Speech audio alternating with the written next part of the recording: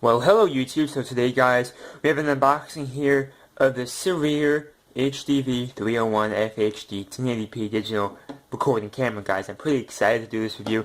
So let's unbox it first, and I'll give you my opinions. At that point, I will pause the video.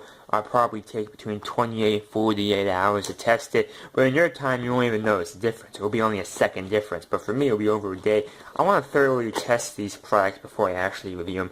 I think that's a better way of doing it, in my opinion. But I will unbox it for some people who enjoy unboxing. So you have a cable. This is your I give you an HDMI cable. That's very generous. I believe this is an HDMI cable, I think. Maybe that's just the data cable. I'm not entirely sure. You have your user manual here. You have your driver here, which I don't have a disk drive in my computer, so I'm going to have to hopefully find that driver online. So, here we go. Let me turn this around for you. You have a lot of cool stuff in here. What is this? You have a remote here. You have a digital remote you can use to take pictures or selfies. That's pretty cool. Power brick. Wow, there's a lot of stuff in here. You have your composite cables, it looks like. Just random plastic. That's your typical micro USB cable, I think. Ooh, no, look at that. Can you see that, guys? That's a mini. That's actually a mini. You don't see those too often these days. And obviously what you have here is the main prize, the camera. Let's take a look at this thing before I pause the video here. It comes with a nice, convenient carrying case. That's very nice. So here you go, guys. I'm pretty excited to do this review here. I've had a need for a digital camera because obviously this one you're looking at right now is pretty bad. So my goal is to actually start using this camera for my reviews and stuff. It actually looks pretty good on the outside here, but as long as the footage is pretty good, I'll use this camera from now on for reviews like this, because this camera only does 720p. This does 1080p, and also has a way higher definition overall. So here's the camera, man. Very impressive. It has your little thing here, your little screen here. This is indeed a touchscreen as well. So yeah, this is a pretty versatile product. I'll meet you guys in about 1 to 2 days, and I'll tell you how everything came out. I'm going to start using this camera for the footage too, so I'm pretty hyped. Let's find out what happens. Guys, it's been a few days now, and I really tested out this product. Before I give you guys my actual opinions on this, I kind of realized I didn't really go into too much detail about the camera itself. So I did mention how it had this screen, and it does have a touchscreen here.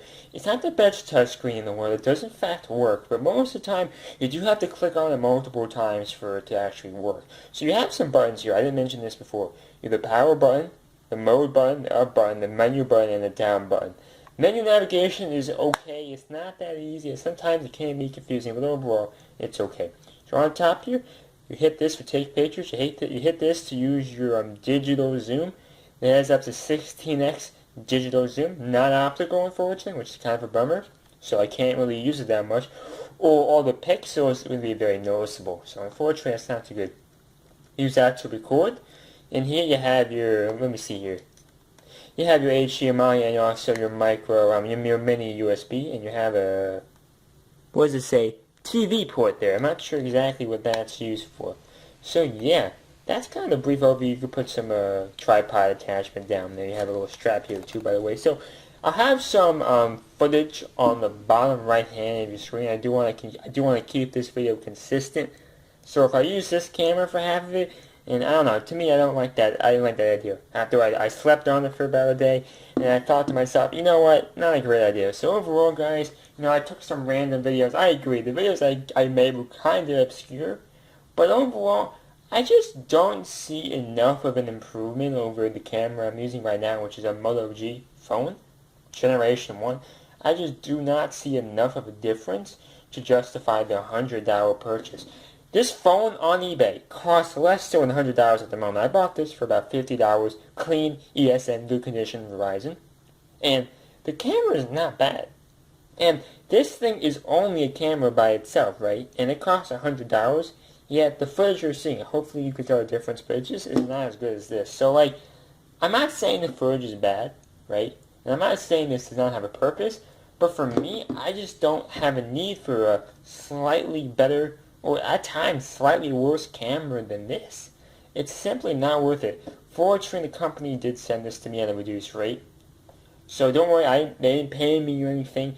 The company did send this to me at a reduced rate in exchange for a video review, But overall, forget that point. I can still give you my honest opinions here.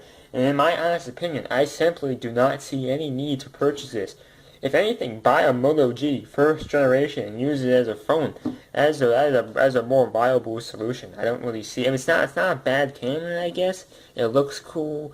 And it has this thing. I've always liked this thing. I've always liked that screen thing on cameras. I've always found that pretty cool. So here's how it looks like. Oh, the battery's dead. Yeah, one thing about the battery, it's fucking horrible, man. This battery is horrible. So it's dead at the moment. But overall, really hope you guys enjoyed this video. It's not a bad camera, but I don't have a need for a camera like this, you know. It's just not good enough, you know. Hopefully next time they can produce a better product.